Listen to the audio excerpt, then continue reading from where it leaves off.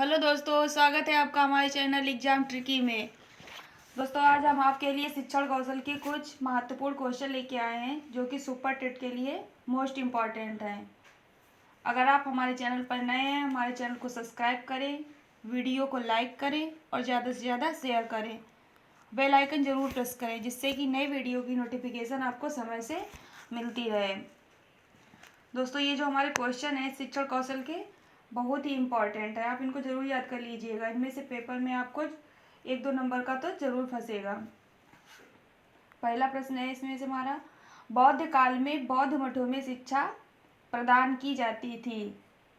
A option है हिंदी भाषा में, बी ऑप्शन है संस्कृत भाषा में, सी ऑप्शन है पाली भाषा में, डी ऑप्शन है इनमें से किसी में भी नहीं। दोस्तों, जो बौद्ध काल में बौद्ध मठों में शिक्षा प्रदान की जाती थी वह हमारी पाली भाषा में प्रदान की जाती थी। इसका सी ऑप्शन सही है। अगला प्रश्न है, बिस्मिल्लाह संस्कार की आयु है। बिस्मिल्लाह संस्कार की आयु बतानी है। ए ऑप्शन है 4 दिन 4 वर्ष 4 माह, बी ऑप्शन है 4 वर्ष 4 माह 4 दिन, सी ऑप्शन है 14 वर्ष 4 माह 4 दिन, डी ऑप्शन है इनमें से कोई नहीं। दोस्तों, बिस्मिल्लाह संस्कार की जो आयु होती है वह होती है 4 वर्ष 4 माह और 4 दिन। इसका बी ऑप्शन सही है।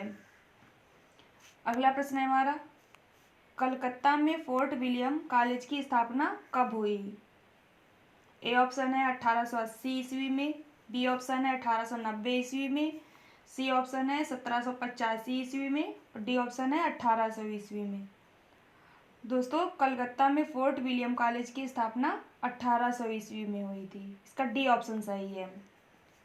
अगला प्रश्न है, शिक्षा युवक पीढ़ी का विधिवत सामाजिकरण है। यह परिभाषा किसने दी है। ए ऑप्शन है बोगार्ट्स ने, बी ऑप्शन है बैटिट्स ने, सी ऑप्शन है स्मिथ ने, डी ऑप्शन है दुर्खीम ने। दोस्तों, ये जो परिभाषा है वह हमारी दुर्खीम जी ने दी है। इसका डी ऑप्शन सही है। उन्होंने कहा है कि शिक्षा युवक पीढ़ी का विधिवत सामाजिकरण है। दुर्खीम जी ने कहा है। अगला प्रश्न है, मकतब का संबंध है। ए ऑप्शन है प्राथमिक शिक्षा से, बी ऑप्शन है उच्च शिक्षा से, सी ऑप्शन है माध्यमिक शिक्षा से, डी ऑप्शन है इनमें से कोई नहीं। दोस्तों, मकतब का जो संबंध होता है वह हमारा होता है प्राथमिक शिक्षा से। इसका ए ऑप्शन सही है। और मदरसे का संबंध हमारा उच्च शिक्षा से होता है। मदरसे का उच्च शिक्षा से होता है और मकतब का प्राथमिक शिक्षा से होता है। अगला है प्रश्न, वैदिक कालीन शिक्षा में 4 वेद की ज्ञाता को क्या कहते हैं। ए ऑप्शन है रुद्र, बी ऑप्शन है स्नातक, सी ऑप्शन है वसु, डी ऑप्शन है आदित्य। दोस्तों, जो वैदिक कालीन शिक्षा थी उसमें 4 वेद की ज्ञाता को आदित्य कहा जाता था। इसका डी ऑप्शन सही है। अगला प्रश्न है, बनारस संस्कृत कॉलेज की स्थापना कब हुई। ए ऑप्शन है 1800 ईस्वी में, बी ऑप्शन है 1791 ईस्वी में, डी ऑप्शन है 1811 ईस्वी में और डी ऑप्शन है 1785 ईस्वी में। दोस्तों, इसका बी ऑप्शन सही है। बनारस संस्कृत कॉलेज की स्थापना हमारे 1791 ईस्वी में हुई थी। इसका बी ऑप्शन सही है। अगला प्रश्न है, यशपाल समिति ने अपनी रिपोर्ट कब प्रस्तुत की। ए ऑप्शन है 9 जनवरी 1988 ईस्वी में, बी ऑप्शन है 15 जून 1992 ईस्वी में, सी ऑप्शन है 9 जुलाई 1988 ईस्वी में और डी ऑप्शन है 15 जुलाई 1993 ईस्वी में। दोस्तों, यशपाल समिति ने अपनी रिपोर्ट 15 जुलाई 1993 ईस्वी को प्रस्तुत की थी। 15 जुलाई 1993, डी ऑप्शन सही है इसका। अगला प्रश्न है, क्षत्रिय छात्रों का उपनयन संस्कार होता है। मतलब इसमें पूछ रहा है कि क्षत्रिय छात्र होते हैं उनका उपनयन संस्कार मतलब किस वर्ष की आयु में होता है। ए ऑप्शन है 8 वर्ष की आयु में, बी ऑप्शन है 9 वर्ष की आयु में, सी ऑप्शन है 11 वर्ष की आयु में और डी ऑप्शन है 12 वर्ष की आयु में। दोस्तों, क्षत्रिय छात्रों का उपनयन संस्कार 11 वर्ष की आयु में होता है। इसका सी ऑप्शन सही है। और ब्राह्मण का उपनयन संस्कार जो होता है वह होता है 8 वर्ष की आयु में। ब्राह्मणों का होता है 8 वर्ष की आयु में और क्षत्रिय का होता है 11 वर्ष की आयु में। अगला प्रश्न है, मुगल काल में शिक्षा कहाँ प्रदान की जाती थी?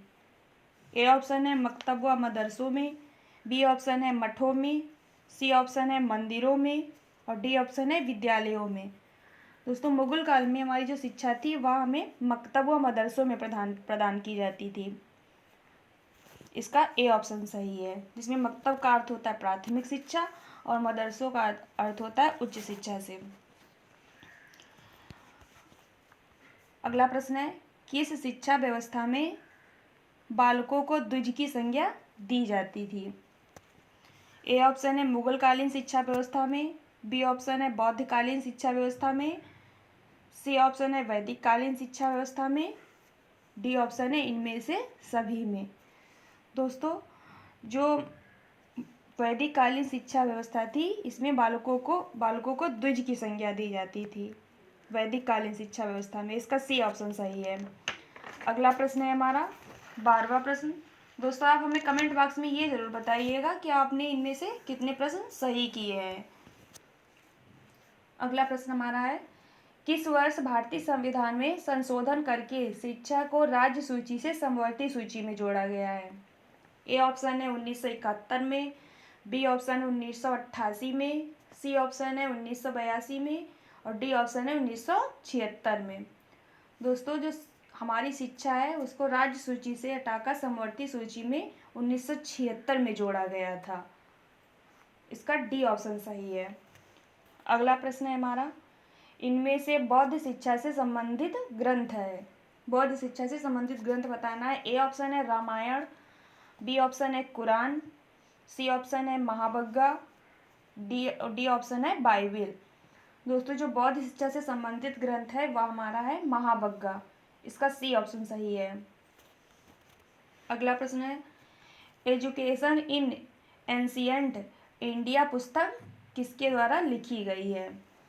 ए ऑप्शन है कैटल के द्वारा, बी ऑप्शन है जॉन डीवी के द्वारा, सी ऑप्शन है वाटसन के द्वारा और डी ऑप्शन है आर्टिकर के द्वारा। दोस्तों, एजुकेशन इन एंशियंट इंडिया पुस्तक जो है वो हमारी आर्टेकर जी ने लिखी है। इसका डी ऑप्शन सही है। अगला प्रश्न है हमारा 15वां प्रश्न, कौन से तत्व ज्ञान ने कच्चा कच्च सहायक पद्धति का विकास किया है? ए ऑप्शन है वैदिक, बी ऑप्शन है इस्लाम, सी ऑप्शन है बौद्ध, डी ऑप्शन है इन सभी ने। दोस्तों, इसका ए ऑप्शन सही है, वैदिक। अगला प्रश्न है हमारा, प्रव्रज्जा संस्कार की आयु थी। ए ऑप्शन है 7 वर्ष, बी ऑप्शन है 5 वर्ष, सी ऑप्शन है 8 वर्ष और डी ऑप्शन है 20 वर्ष। दोस्तों, प्रव्रज्जा संस्कार की जो आयु थी वो हमारी थी आयु है वो है 8 वर्ष। इसका सी ऑप्शन सही है। अगला प्रश्न है, बौद्धकालीन शिक्षा से संघ में प्रवेश करने वाली महिला थी। ए ऑप्शन है महामाया, बी ऑप्शन है गौतमी प्रजापति, सी ऑप्शन है महादेवी और डी ऑप्शन है उपर्युक्त सभी। दोस्तों, जो बौद्धकालीन शिक्षा जो संघ में प्रवेश करने की जो महिला थी, बौद्धकालीन शिक्षा में संघ में प्रवेश करने वाली जो महिला थी वो हमारी थी गौतमी प्रजापति जी। इसका बी ऑप्शन सही है। अगला प्रश्न है हमारा, मानव जाति का आदि पुरुष किसे कहा जाता है? दोस्तों, मानव जाति का आदि पुरुष बताना है किसको कहा जाता है। ए ऑप्शन है कपिल मुनि, बी ऑप्शन है कालिदास, सी ऑप्शन है पाणिनि और डी ऑप्शन है मनु। दोस्तों, मानव जाति का आदि पुरुष मनु को कहा जाता है। यहाँ पर इसका डी ऑप्शन सही है। अगला प्रश्न है हमारा, उपनयन संस्कार को अन्य किस नाम से जाना जाता है? ए ऑप्शन है मुंडन संस्कार, बी ऑप्शन है समापवर्तन संस्कार, सी ऑप्शन है मौंजी संस्कार, डी ऑप्शन है ये सभी। दोस्तों, जो उपनयन संस्कार हमारा होता है उसको मवंजी संस्कार के नाम से भी जाना जाता है। उसका दूसरा नाम एक मवंजी संस्कार है। इसका सी ऑप्शन सही है। अगला प्रश्न है, 6 से 14 वर्ष के बालकों का अधिकार अधिनियम कब लागू हुआ? ए ऑप्शन है वर्ष 2008 में, बी ऑप्शन है वर्ष 2009 में, सी ऑप्शन है वर्ष 2012 में और डी ऑप्शन है वर्ष 2003 में। दोस्तों जो 6 से 14 वर्ष के बालकों का अधिकार अधिनियम था वो हमारा 2009 में लागू हुआ था। RT एक्ट 2009, इसका बी ऑप्शन सही है। अगला प्रश्न है, किस शिक्षा व्यवस्था में समापवर्तन संस्कार किया जाता है? ए ऑप्शन है मुगलकालीन शिक्षा व्यवस्था में, बी ऑप्शन है बौद्धकालीन शिक्षा व्यवस्था में और सी ऑप्शन है वैदिक कालीन शिक्षा व्यवस्था में, डी ऑप्शन है सभी में। दोस्तों जो हमारा समापवर्तन संस्कार होता है वह वैदिक कालीन शिक्षा व्यवस्था में किया जाता है, इसका सी ऑप्शन सही है। दोस्तों अगर आपको हमारा वीडियो अच्छा लगा हो तो वीडियो को लाइक करें, चैनल को सब्सक्राइब करें। धन्यवाद।